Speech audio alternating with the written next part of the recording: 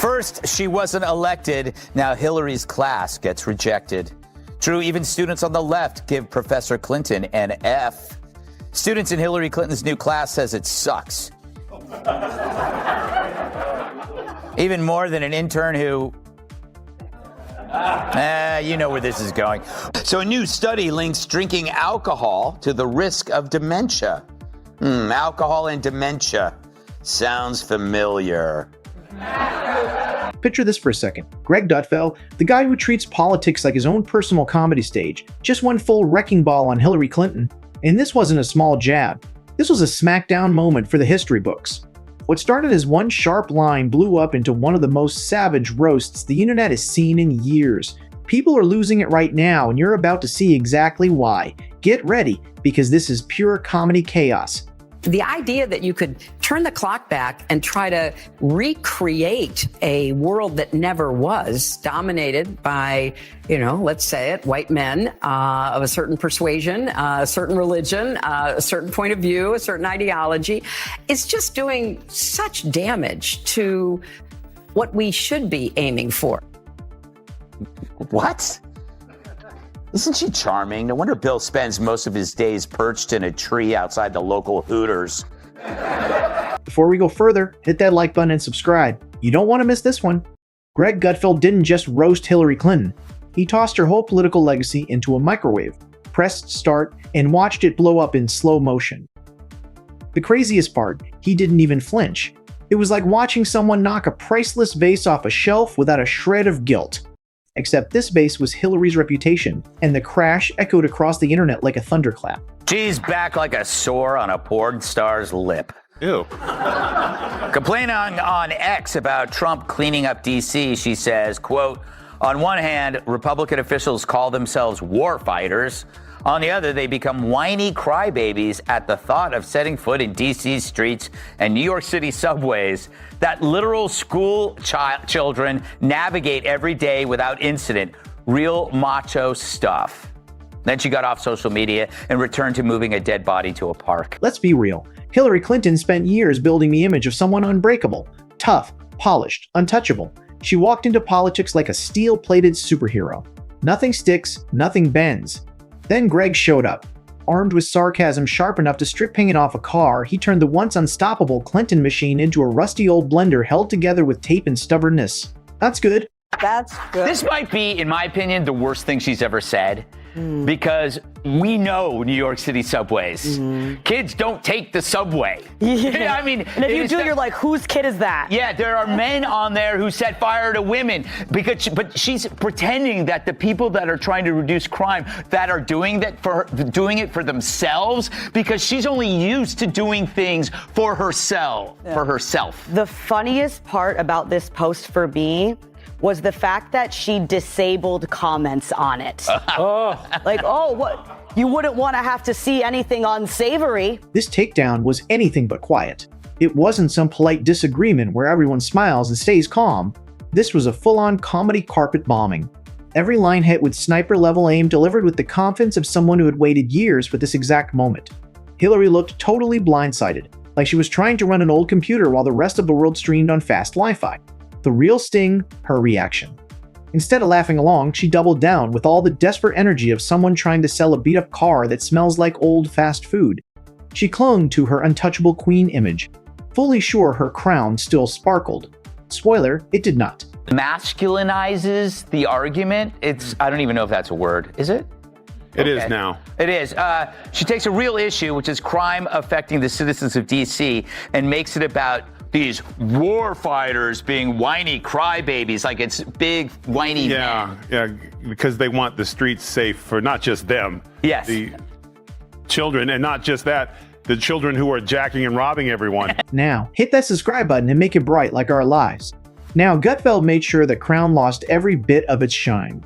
He buffed it with sarcasm until it looked exactly like what it was. A cheap stage prop, flimsy and awkward under the lights. Watching Hillary squirm under comedy was nothing like watching her dodge a political question. In politics, she pivots, deflects, and pulls the classic "what about them" move faster than a card trick. But in comedy, she was a deer on ice, sliding, stumbling, scrambling for balance. While Greg nudged her right back into chaos, every time she almost found her footing, the crowd couldn't get enough. Because this wasn't just a roast of Hillary, the person, it was a roast of the whole myth she'd spent decades building. That illusion of untouchable power. Greg tore it down completely. He pulled back the curtain and showed everyone that the great political wizard was just someone frantically pressing buttons on a machine nobody trusts anymore. Treated classified info the way her husband treats women, casually disposable. In this age when there's no monopoly on mayhem, we need careful, not careless. 3, she put personal privacy before public security. The way Bill used the Secret Service, she used the Secret Server, both to create a wall between prying eyes. So, no surprise, in a new poll, when Americans are asked what word best describes her, they scream liar, followed by dishonest, then untrustworthy. I think I notice a trend. To Americans, she's less dependable than your cable guy. Meanwhile, as she implodes, Biden basks, a white knight with whitened teeth. But as nice as Joe is, it reveals the sober truth. What made it even more shocking was how easy Greg made it look. No effort, no strain, just pure fun. Like batting practice, knocking every pitch out of the park. Each punchline carried the same brutal message. The Clinton era isn't just over. It's become the punchline itself. There's a special kind of joy in hearing someone finally say out loud what everyone's been whispering for years. Hillary has been in the spotlight so long she's turned into a parody of herself. Every scripted speech, every rehearsed move, every dodged answer became comedy gold. You can't hide behind talking points when the jokes cut deeper than your policy papers. The harder she tried to stay calm, the funnier it got, because nothing says I'm losing louder than pretending not to care while the whole room is laughing. Arrested and ready Bigfoot. Hillary Clinton told folks in Pennsylvania that she's ready to come out of the woods. So is this the comeback that America wants? You know, we love it when great bands get back together, but not Limp Bizkit, not Hoobastank. Hillary announcing return, it's like the bird flu announcing a return of the bird flu. Or McDonald's relaunching the Arch Deluxe, or MSNBC bringing back Brian Williams. Really? We're living in a reverse episode of In Search Of, where the vanishing creature keeps looking. This wasn't only about Hillary's past. It was a brutal preview of her future. Greg painted her as the ghost of political failures, haunting the present with old ideas in a worn-out act. The image of her as a relic still grasping for relevance became pure comedy gold. She wasn't a political force anymore. She was a repeat cameo like that one TV character writers refused to let go. Even though the storyline ended seasons ago, what really sealed it was how easily Greg made her the punchline of a joke she didn't even know she was in. She wasn't debating. She wasn't rallying. She was just standing there while Greg turned her into a walking punchline. The embarrassment hit even harder because it came wrapped in laughter. Memes exploded. Clips went viral. Suddenly, Hillary wasn't trending for speeches or scandals. She was trending because Greg Gutfeld handed her a loss so total that couldn't be spun or explained away. She was roasted, wrecked, and done. Hillary plays won't go away. She's the Yeti who wouldn't leave. Well, unless, of course, she's running for office. Then she disappears. But she announced she's back in Lackawanna, Pennsylvania. True, she did beat Trump there, but he won the entire state. And she lost it because she was MIA. She thought she had it in the bag. So now she says, hey, you'll be seeing a whole lot more of me. That's the worst thing a loser can say. It's like Rachel Maddow holding up a wad of old government forms she found in a dumpster behind Trump Tower and saying, hey, you'll be seeing a whole lot more. Please subscribe as things are about to escalate big. Now, here's the sweet irony. Hillary has always hated being the punchline. She spent decades carefully building her image as the calm, composed, unshakable leader. But the second Greg stepped in, that control vanished instantly. He didn't just challenge her. He rewrote her role right there on the spot. The self-proclaimed queen of politics became the unwilling court jester, and she never saw it coming. The fallout wasn't just laughter. It was a wake-up call. Because if you can't survive a comedy roast without looking like leftovers from yesterday, how do you stay relevant in today's fast, rough political world? Greg didn't just roast her. He broke the illusion that she was still untouchable. And once that illusion broke, only one harsh truth was left. Hillary only thrives in serious, carefully controlled moments. The second a comedy spotlight hits her, the whole act falls apart faster than a failed Broadway opening night. And 5 days left is the proverbial poop hitting the fan. You just heard Bret Baier on the latest news, but will it make a difference? What if the emails found on Weiner's laptop did come from Hillary's server? And what if there were new discoveries that actually had classified info? One of Baier's sources claims that Hill's server had been hacked, as he said before, with information stolen by at least 5 foreign intel agencies. If this is true, how will Hillary beat this rap? With this rap, by her power. Greg spotted that weak spot and went straight for it, like a cat zeroing in on the one fragile thing in the room. He didn't just mock her record, he mocked how she carries herself, clinging to old competence like it's still 1996. Watching her reaction was priceless. She looked like someone who wandered into the wrong meeting but was too proud to admit it, pretending the whole time she belonged there. The funniest part was how predictable she was under pressure. Deflect, ignore, repeat the same tired talking points until nobody remembers the original question. That strategy works in politics, but it's useless in comedy. Comedy is fast, raw, and brutally honest. Greg's jokes hit harder than any attack ad because they were simple, sharp, and wickedly funny. Hillary's mix of pride and fragility was on full display. Every annoyed look exposed her frustration. Every smirk reminded the room of her long, tiring history. For all her reinventions, Greg made one thing clear. Every comeback ends the same way. Another embarrassing chapter in the never-ending Clinton story. She must be working for Trump. Seriously, that is so bad it could turn Chelsea Clinton into a never Hillary. And sorry, Lena, the gender card has been so played out, it's falling on deaf, pierced ears. Look, if you already hate Hillary, this new stuff isn't going to change a thing. And if you already hate Trump, this isn't going to make you love him. Battle lines are drawn, nothing sticks. But it seems like the truth is now the bull in Hillary's china shop. Remember, Nixon was pretty cocky too, up until he wasn't. Events are now dictating. The best part? The crowd wasn't just laughing at Greg's jokes. They were laughing at the truth hidden inside them.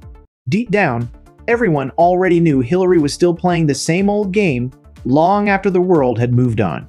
She's the political version of a MySpace page. Once iconic, now just awkward. Sure, she can pretend she's still relevant, but the internet remembers everything, and Greg was pulling out the proof like a magician with an endless string of scarves. Her response only made things worse. Classic Hillary, no humor, no wit, just barely hidden irritation and a stone-faced denial, which only poured fuel on Greg's fire. Every flash of annoyance made the crowd laugh harder, turning the roast into a masterclass in comedy domination. It wasn't cruelty, it was poetic justice, the kind that shows exactly how silly power looks when it refuses to laugh at itself. Hillary always wanted to be the star of her own legacy. In Greg's version, she was the comic relief, and the crowd loved every second of it. Will her new foreign policy class change minds that she's a horse's ass? This week, Columbia University shared a video promoting a new course that's co-taught by Hillary Clinton. Believe me, no one's more thrilled to have Hillary out of the house than Bill. Speaking of Bill, if you're a lady who is a solid 8 or above, he'll tutor you for free. The course he's teaching, how to fit snugly under my desk. The crowd was completely hooked, eating it up with non-stop laughter. There's something deeply pleasing about watching someone who built their whole identity on control lose it completely to the chaos of comedy. The internet did exactly what it does best. Memes, clips, remixes, all of it. In no time, Hillary wasn't trending for policy or speeches. She was trending because Greg Gutfeld turned her into a live comedy sketch without even trying. And once the memes start, it's already over. Hillary had recently been quietly testing the waters again, carefully stepping back into the conversation like someone sneaking into a party they weren't invited to. Greg slammed that door shut and made it clear the party's over. This wasn't just a joke. It was a cultural eviction notice. The truth is, the world has moved on. Politics has moved on. The public has moved on. Everyone except her. Greg caught that nationwide tiredness perfectly, channeling one giant collective eye roll aimed straight at a voice that refuses to fade. She's now the political equivalent of marginal royalty from a forgotten European country, smugly entitled, but no one cares. Her crimes: 1, she mistook the cause of terror, blaming Benghazi on a video, seeking a scapegoat instead of assuming responsibility. 2, but it's the smartest realization on campus since someone realized you could put vodka up your butt. Thanks, Shannon. Earlier this year, Bill's worser half accepted a professorship at Columbia teaching public affairs. Meanwhile, Bill did offer to tutor some of the female students, but Columbia has a no cigar. The damage was total, not because Greg out-argued her, but because he out-funnied her. He reminded everyone that power only works when people take you seriously. The moment laughter starts, that power crumbles. Hillary's whole image depends on seriousness and the illusion that she's unstoppable. Greg popped that bubble with nothing but a grin and a perfectly timed punchline. All that was left was the echo of laughter bouncing through the empty shell of her image. Here's the harsh truth. Once you become funny for the wrong reasons, there's no coming back. You can recover from scandals. You can recover from losses. But when your identity shifts for good from respected figure to running joke, that's permanent. Comedy doesn't care about legacy. It's the great equalizer. Anyone too stiff to roll with it becomes the punchline.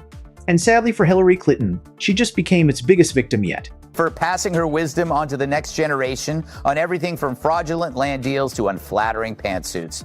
Meanwhile, students were promised empowering lessons by one of America's biggest losers.